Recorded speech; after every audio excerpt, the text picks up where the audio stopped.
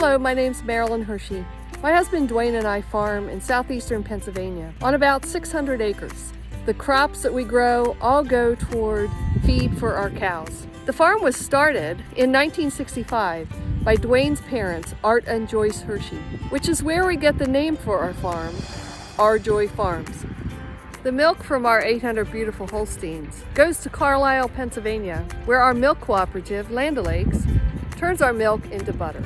You know, every year, the Pennsylvania Farm Show will take about 1,000 pounds of butter and convert it into a very unique butter sculpture. Well, as you know, the Pennsylvania Farm Show has been canceled this year, and we thought it would be nice to virtually take you through the different sculptures that have been created over the years. So we're gonna look back about 30 years and give you a snapshot of how they're created.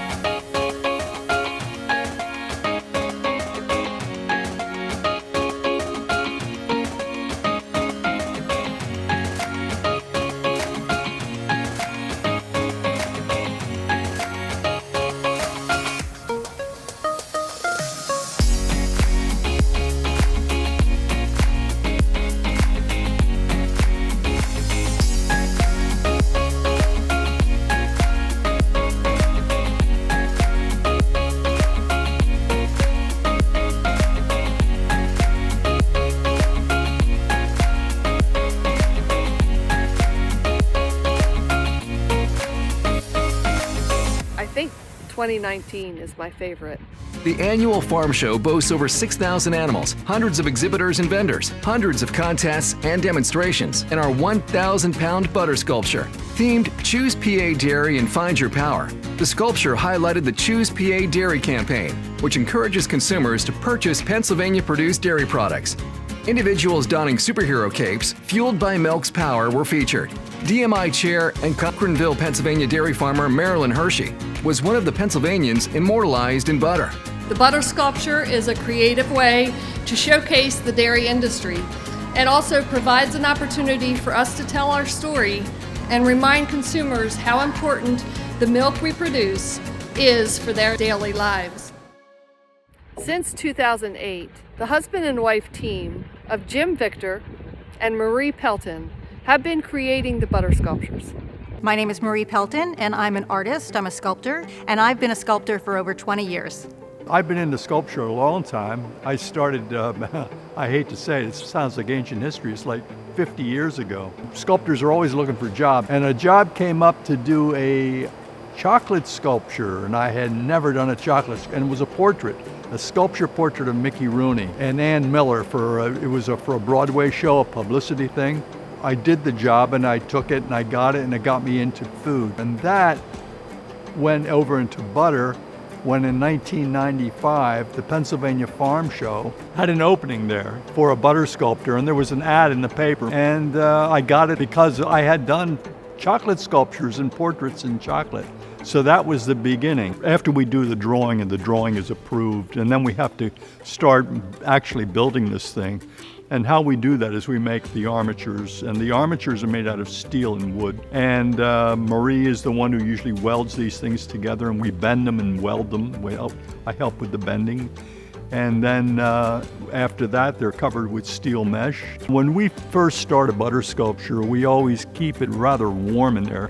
People are kind of amazed when they come in because it's just like, it's not cold at all in here, and it's not. The softer it is, the faster we can work with it. We can put up a figure really quickly with really soft butter. It's warm in the beginning and then it's cold in the end, and that's how we work. It's 10 days, that's what it takes to get a butter sculpture together once we get here. These are some simple butter sculpture tools. I mean, they're sculpting tools. You can use them for clay as well. And they're all made probably from apple wood. It's a very close-grained wood, and the butter doesn't stick to it so much. This is my butter hod, just like guys who work with concrete or mortar. And so it has a base here so they can set it down on a table or on some flat surface. One thing farmers are very passionate about is recycling, and the butter sculpture is a very good example of that. For instance, the butter that we use to make the sculpture is actually butter that we would not sell in a store. Maybe the packaging has been damaged or for other reasons, but it's not something that we would use in a store, and so we use that for the butter sculpture. When the farm show week is finished, we will also take that sculpture and take it to a dairy farm that has a methane digester.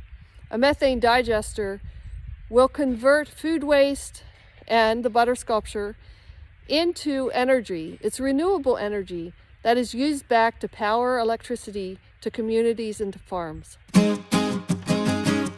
Welcome to Rainford Farms. My name is Brett, and we're glad you're here. On our farm, we use technology in our anaerobic digester. Digestion is actually a very, very old process, but the technology has been developed that we've been able to use digestion in a more controlled way to be able to capture that methane. And so our digester is a technology that we use here on our farm to capture that methane and to produce renewable energy. I'm going to step on top of this tarp, and I'm going to be standing on the gas or the methane. And what we do then, this tarp is always bubbled up like this because it's always producing gas every day, 24/7. And we pump this gas that's floating on top of the manure and the food waste over to our generator or motor that runs it like it would run on gasoline, except it's running on methane. And that motor turns a generator that produces power. And so it's always running all the time, every day, and it's a very cool way to capture methane and use it for something good. Dwayne and I are very passionate about our dairy farm. We really enjoy this lifestyle. And I'm glad you could join us as we had a small tribute to the Pennsylvania Farm Show's butter sculpture. I hope to see you next year in person.